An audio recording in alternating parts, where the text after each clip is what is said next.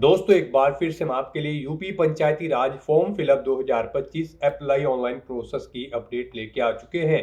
किस तरह से आप यूपी पंचायती राज ब्लॉक परियोजना प्रबंधक बीपीएम के 826 खाली पदों के लिए अपने फॉर्म अप्लाई कर सकते हो। स्टेप बाय स्टेप कंप्लीट जानकारी आपको इस वीडियो में दी जाएगी। लास्ट डेट की अपडेट है, अंतिम मौका है, केवल 6 दिन शेष रह गए हैं। आप जल्द से जल्द अपना फॉर्म अप्लाई कर ले, कहीं मौका हाथ से छूट न जाए। फॉर्म अप्लाई करते समय आपके सामने अगर कोई भी टेक्निकल प्रॉब्लम आ रही है तो उसका हल आपको इस वीडियो में मिल जाएगा। आवेदन करते समय आपको कुछ महत्वपूर्ण बातों को भी ध्यान में रखना होगा, तभी आपका फॉर्म सक्सेसफुली सबमिट होगा। अप्लाई करते समय आपको कोई भी ऐसी गलती या फिर मिस्टेक नहीं करनी होगी जिसको करने से आपका एप्लीकेशन फॉर्म रिजेक्ट हो सकता है। फॉर्म अप्लाई करते समय आप अपना रजिस्ट्रेशन किस प्रकार से करोगे, किस तरह से आपको अपनी सभी डिटेल फिल करनी होगी, किस तरह से आपको अपने डॉक्यूमेंट, फोटोग्राफ, सिग्नेचर और कितने केबी में आपको अपलोड करने होंगे, फीस पेमेंट करते हुए रजिस्ट्रेशन से लेकर प्रिंट तक आपको किस तरह से अपना फॉर्म भरना होगा। पूरी जानकारी के लिए आपको ये वीडियो शुरू से लेकर एंड तक बिना स्किप किए हुए देखनी होगी। इस वीडियो को पूरा देखने पर ही आपके सभी सवाल और डाउट क्लियर होंगे।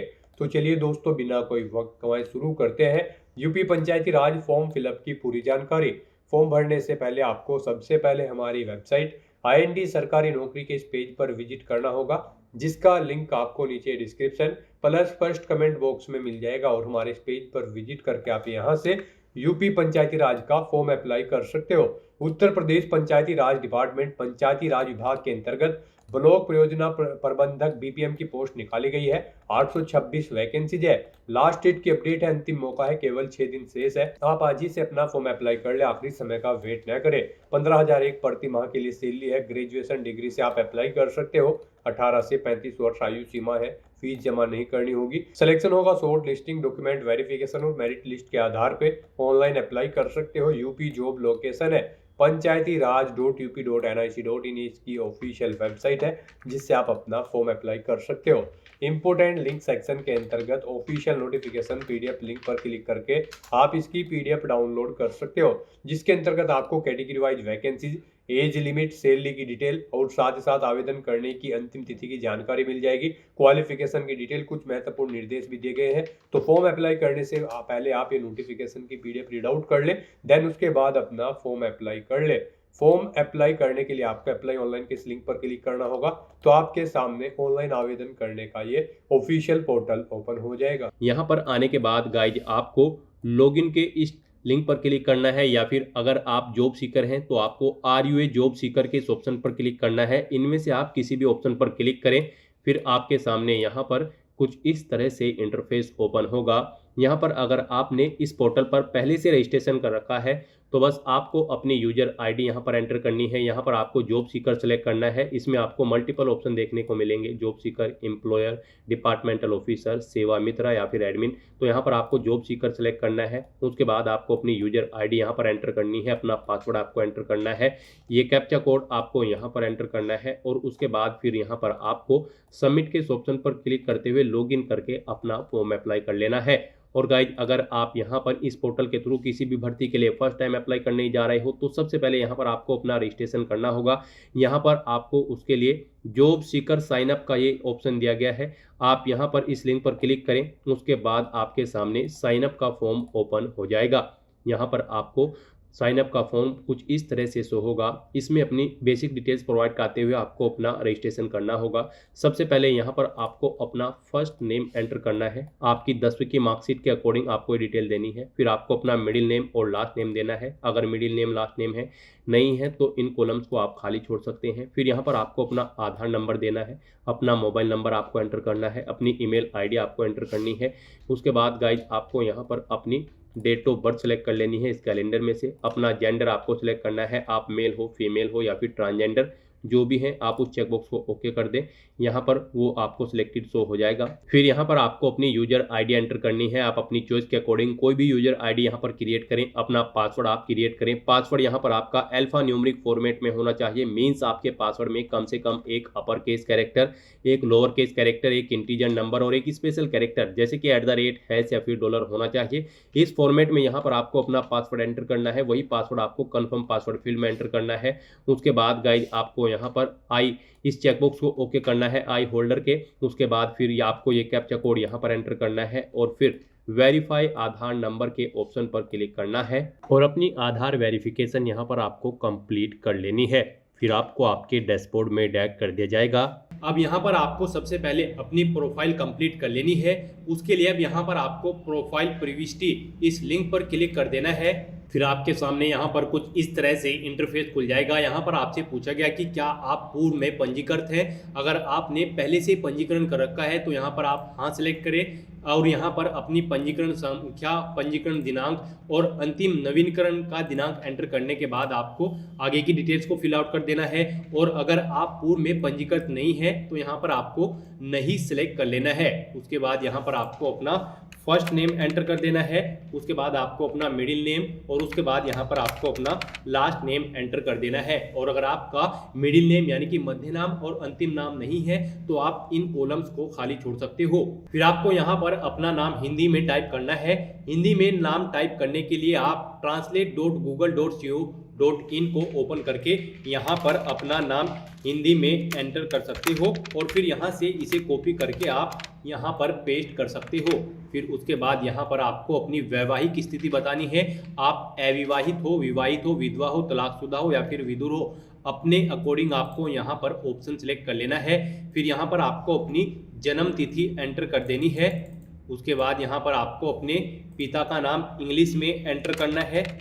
फिर यहाँ पर आपको अपना पिता का नाम हिंदी में एंटर करना है। उसके लिए भी आप translate.google.co.in का यूज़ करके अपने पिता का नाम हिंदी में यहाँ पर एंटर कर सकते हो। फिर यहाँ पर आपको अपनी मदर का नेम इंग्लिश में एंटर करना है और उसके बाद आपको हिंदी में एंटर करना है। उसके बाद यहाँ पर आपको अपना धर्म सेलेक्ट कर लेना है। फिर यहाँ पर आपको अपना वर्ग यानी कि कैटेगरी सेलेक्ट कर लेनी है। फिर यहाँ पर आपको अपने, अगर आप रिजर्व कैटेगरी से बिलोंग करते हो तो यहाँ पर आपको अपना कास्ट सर्टिफिकेट नंबर एंटर कर देना है। उसके बाद अगर आप 31 आरक्षण श्रेणी के अंतर्गत आते हो तो यहाँ पर आपको अपने अकॉर्डिंग ऑप्शन सिलेक्ट कर लेना है, अदरवाइज आप इस कॉलम को खाली भी छोड़ सकते हो। उसके बाद यहाँ पर आपको अपने जनपद का चयन करना है। फिर उसके बाद यहाँ पर आपको पहचान विवरण में विशिष्ट पहचान प्रकार अपना यहाँ पर यानी कि अपना आईडी कार्ड कोई भी सिलेक्ट कर लेना है। फिर उसका नंबर आपको यहाँ पर एंटर करना है और फिर आपसे पूछा गया कि क्या आप विदेश में काम करने के इच्छुक हैं। यदि आप इच्छुक हैं तो इस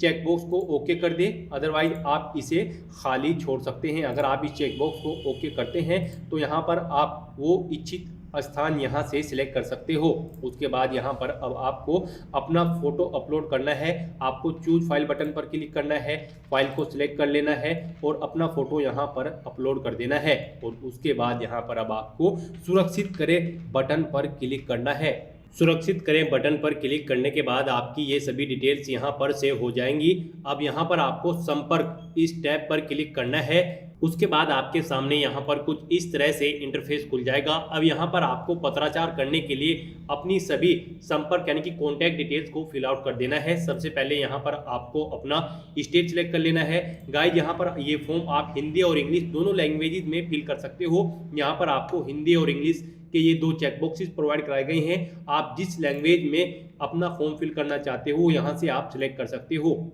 यहाँ पर सबसे पहले आपको अपना स्टेट सिलेक्ट कर लेना है। फिर यहाँ पर आपको अपना डिस्ट्रिक्ट सिलेक्ट कर लेना है। उसके बाद यहाँ पर आपको अपना तहसील सिलेक्ट कर लेना है। फिर यहाँ पर आपको अपना विकास खंड सेलेक्ट कर लेना है। नेक्स्ट यहाँ पर आपको अपना विलेज सेलेक्ट कर लेना है। उसके बाद आपको अपना पिन कोड नंबर यहाँ पर एंटर कर देना है। पिन कोड नंबर एंटर करने के बाद यहाँ पर आपका पूरा एड्रेस आपको शो कर दिया जाएगा। उसके बाद आपसे पूछा गया है कि क्या आपका परमानेंट एड्रेस और रेजिडेंशियल एड्रेस सेम है। अगर सेम है तो आप येस करें, नहीं तो यहाँ पर आप नो सिलेक्ट करें। और फिर यहाँ पर पूरी डिटेल्स अपनी, यहाँ दोस्तों अपने परमानेंट एड्रेस की डिटेल को भी आपको सेम ऐसे ही यहाँ पर फिल कर देना है। सबसे पहले आपको स्टेट सिलेक्ट करना है, फिर डिस्ट्रिक्ट, उसके बाद तहसील, उसके बाद विकास खंड, फिर अपना विलेज आपको सिलेक्ट करना है और फिर पिन कोड नंबर आपको एंटर कर देना है। और अगर आपका परमानेंट एड्रेस और रेजिडेंशियल एड्रेस सेम है तो यहाँ पर आपको येस सिलेक्ट कर लेना है। फिर उसके बाद आपको यहाँ पर सेव बटन पर क्लिक करके ये सभी डिटेल सेव कर देनी है। इस तरह से यहाँ पर आपकी कॉन्टैक्ट डिटेल सेव हो जाएगी। अब यहाँ पर आपको फिजिकल टैब पर क्लिक करना है और अपनी फिजिकल डिटेल्स यहाँ पर प्रोवाइड करा देनी है। यहाँ पर फिजिकल सेक्शन में आपको सबसे पहले अपनी हाइट सेंटीमीटर में एंटर कर देनी है,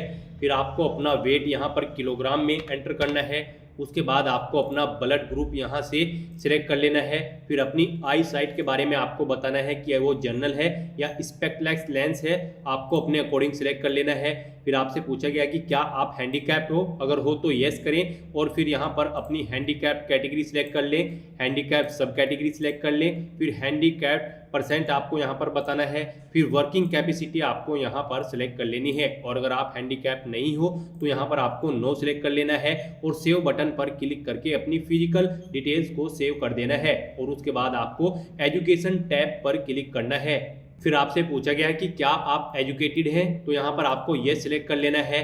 फिर यहाँ पर आपको अपनी हायर क्वालिफिकेशन लेवल सिलेक्ट कर लेना है, आपने ग्रेजुएशन, पोस्ट ग्रेजुएशन, 10, 12 जो भी पास आउट कर रखा है आपको अपने अकॉर्डिंग यहाँ पर अपनी हायर क्वालिफिकेशन सिलेक्ट कर लेनी है और यहाँ पर ऐड न्यू एजुकेशनल क्वालिफिकेशन इस लिंक पर क्लिक करना है और अपनी एजुकेशनल क्वालिफिकेशन की डिटेल्स को फिल आउट कर देना है।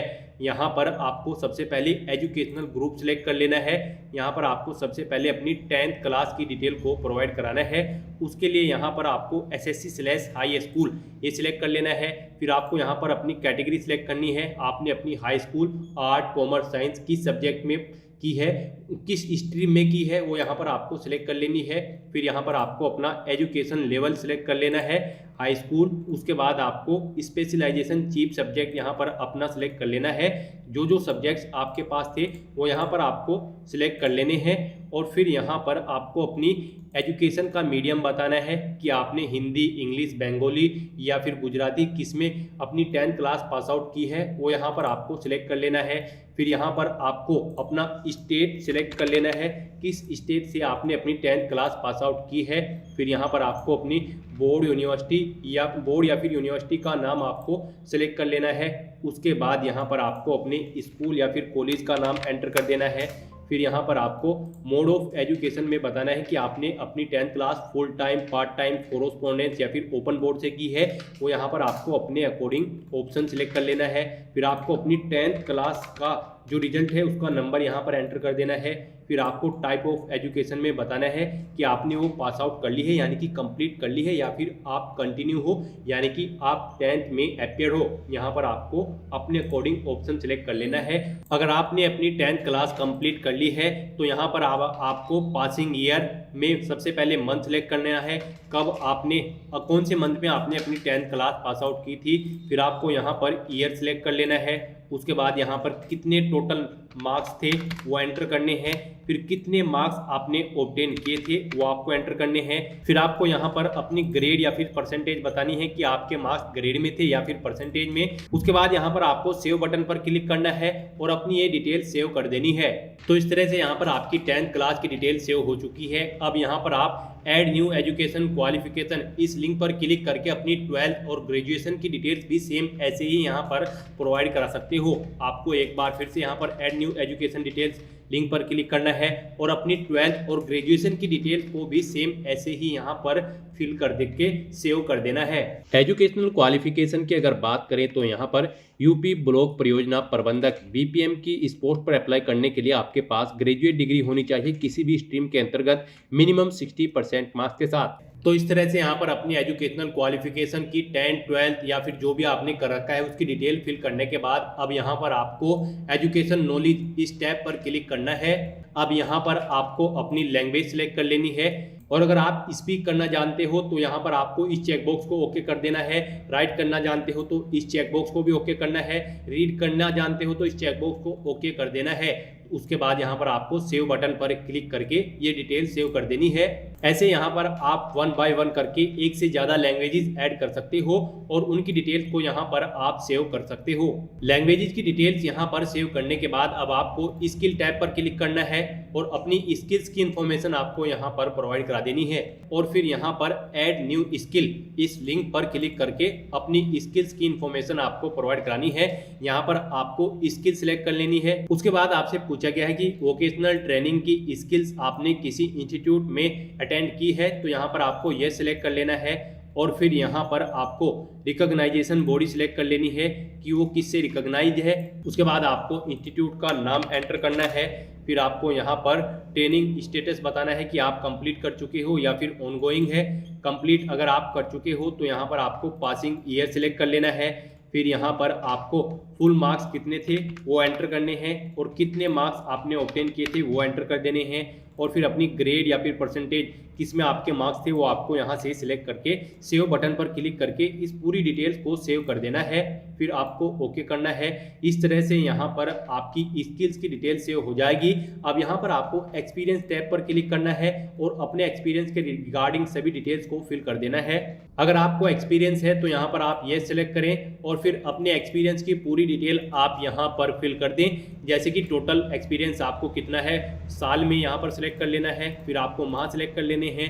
फिर यहाँ पर आपको current post of last job type of employer में आकर यहाँ पर बताना है कि करंट पोस्ट यानी कि किस पोस्ट पर आपने जॉब कर रहे थे। फिर आप बताना है कि आप टाइप ऑफ एम्प्लॉयर में आकर आपको बताना है कि वो सेंट्रल गवर्नमेंट जॉब थी या फिर लोकल बॉडीज या फिर प्राइवेट। आपको यहाँ से ऑप्शन सेलेक्ट कर लेना है और फिर अपनी एक्सपीरियंस की डिटेल यहाँ पर आपको फिल करनी है। सबसे पहले यहाँ पर आपको एरिया सेलेक्ट कर लेना है, किस एरिया में आप जॉब करते थे। फिर यहाँ पर आपको ऑर्गेनाइजेशन का नाम एंटर करना है।